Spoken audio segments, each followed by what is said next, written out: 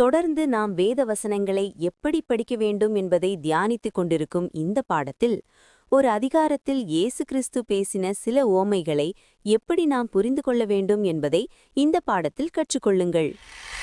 பிறவி குருடன் அங்க இருக்கிறார். ஜெருசலேம் பகுதியில் தான் இந்த சம்பவம் நடக்குது. இயேசு கிறிஸ்து வந்து நிற்கிறாரு. நான் வசனத்தை கொடுக்குறேன், வாசிக்க வேணா டைம் இல்ல.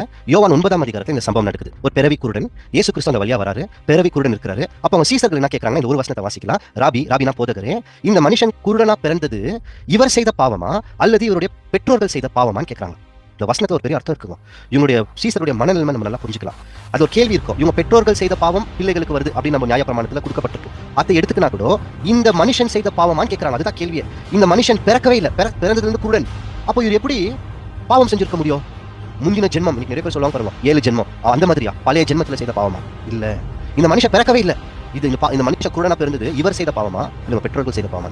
இந்த மனுஷன் பிறந்து பாவம் செஞ்சா சரி, பிறக்கிறதுக்கு முன்னாடி எப்படி பாவம் செய்ய முடியும் அப்படின்னா யூதர்கள் என்ன தெரியுங்க நம்பினாங்க, ஒரு குழந்தை வயிற்றுல இருக்கும் போதே பாவத்துல வரலாம், பாவம் செய்யலாம். அதுக்கு நிறைய ஆதாரம் இருக்கு. ஒரு ஆதாரத்தை நான் கொடுக்குறேன். இதுனா ஏசா யாக்கோப்பு வயிற்றுல இருக்கும் போதே சண்டை போட்டாங்க. அப்ப இவங்க என்ன கருதுனாங்கன்னா, வயிற்றுல இருக்கும் போதே 2 பேருக்கு விரோதம், சண்டை, அது பாவம் தானே. அப்போ வயிற்றுலேருந்தே இவங்களுக்கு பாவம் வரதுக்கான வாய்ப்பு இருக்கு. அதனால தான் கேட்கறாங்க, இந்த மனுஷன் இவன் செய்த பாவமா, வயிற்றுல இருக்கும் போதே ஒரு வேலை பாவம் செஞ்சு குருடனா பிறந்துட்டாரான்ட்டு. அது இயேசு கிறிஸ்து சொல்வார், ரெண்டுமே கிடையாது, தேவனுடைய வல்லமை செயல்படணும். இப்போ இதை நடந்து நிற்கும்போது இயேசு கிறிஸ்து எப்படி குணமாக்குறான்னு பாத்தீங்கன்னா, அந்த வசனத்தை வாசிக்கலாம். யோவான் 9:6. இவைகளை சொல்லி அவர் தலையிலே துப்பி உமிழ் நீரினால் சேருண்டாக்கி அந்த சேற்றை குருடனுடைய கண்களின் மேல் பூசி. இப்ப என்ன பண்றாருன்னா, அந்த மனுஷனுடைய குருட்டை நீக்கிறதுக்கு ஒரு வேற மாதிரி ஒரு வகையை கையாளுறாரு.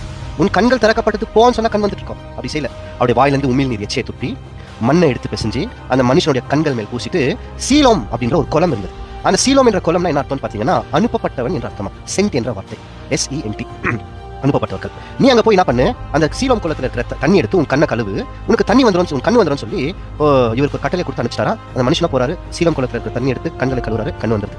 இவ்வளவுதான் அடையாளம், இவ்வளவுதான் அற்புதம். இப்ப இதுல நமக்கு என்ன சொல்ல வரார்? நிறைய பாடங்கள் இருக்கு. சின்ன விஷயத்துக்கு நல்லா கவனிச்சீங்கன்னா கண்டுபிடிச்சிடலாம்.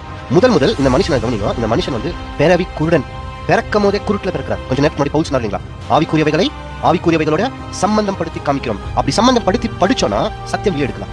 இந்த பிறவி குருடன் மாதிரி தான் முதல் 2 கண்ணோட்டத்துல படிக்கலாம். இந்த பிறவி குருடன் மாதிரி தான் நாம கூட இந்த படத்துல வரும். இந்த பிறவி குருடன் மாதிரி தான் இஸ்ரேல் மக்கள் பிறப்புல இருந்தே குருட்டு மக்களா இருந்தாங்க. நான் சொல்லுங்க, வசனமே இருக்கு.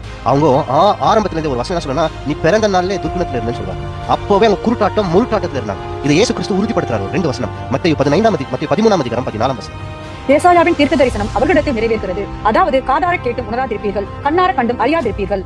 கண்ணால கண்டும் அறியாதிருப்பீர்கள்.